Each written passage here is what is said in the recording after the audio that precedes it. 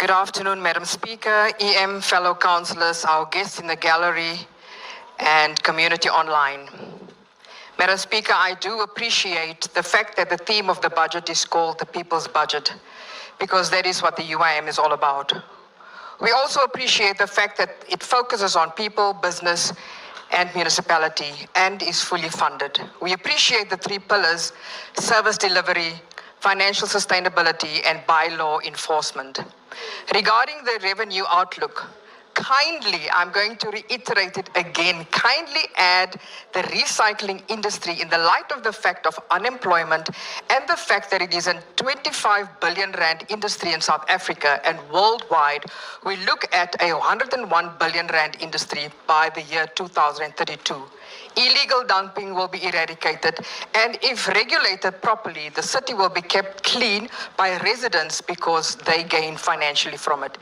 In this building alone, we are using tons and tons of paper that is being discarded. We can really make use of this. Let's make rubbish work for the city. Youth unemployment, youth development must be in all sectors. The bulk of the responsibility to address unemployment is actually that of national government, but right now I will not go into that. Thank you so much for the EPW initiatives. However, not all youth is interested in that. We have creatives, technical youth, sports lovers, whom we should develop in our theatres, stadiums, etc. Where are the youth development initiatives in the Joburg theatres? We have so many stories to tell, but most of the theatres are focused on putting up shows and creating revenue and also boasting of a clean audit. If we don't develop the creatives, who will tell our Pan-African stories, our indigenous stories, and our true South African stories? The budget for theatre should include audience development, technical skills, storytelling development, deco, etc. And the theatres must be brought to the people in the communities in all regions. Also create opportunities for our youth in these war rooms, Joburg market. Our youth are interested in stuff like coding, droning, IT, culinary, etc., etc. Also include them in the walk-in centers.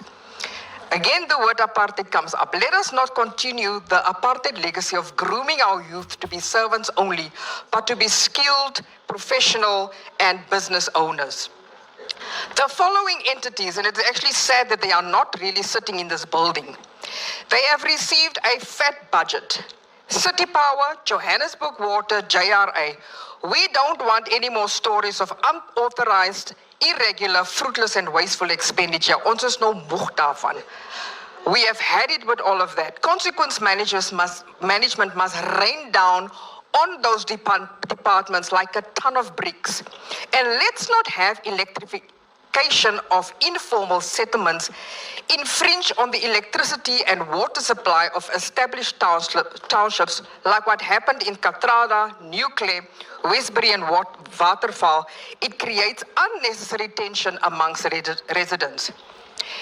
It might have been typing omission, but nowhere do I see anything about fixing municipal flats in certain wards. For each new formalized settlement where people are placed, there should also be space for graveyards, because it is a problem when we have 3 to 4 funerals simultaneously in one row, not to mention the roads leading to these informal settlements. We cannot have a situation again where 313 million rand is sent back to National Treasury because it was not utilized properly. Let us not make it a question of, oh, we are sending back money because just to show that we are not guilty of wasteful expenditure. Gebruik die geld, gebruik het vir ons gemeenskap, gebruik dit vir Johannesburg. In fact, the city must ensure that every current infrastructure first is in place before just embarking on formalizing informal settlements. Correcting historical justice means delivering to all communities and all wards. Unlike the councillor who told someone in Ennerdale that, sorry, you are not black enough. Usile wena. It is indeed the pro-poor people's budget. However, We must be careful that we do not do it at the cost of people who actually fund this budget. And that is the working class, middle class, upper class citizen who also needs to make ends meet.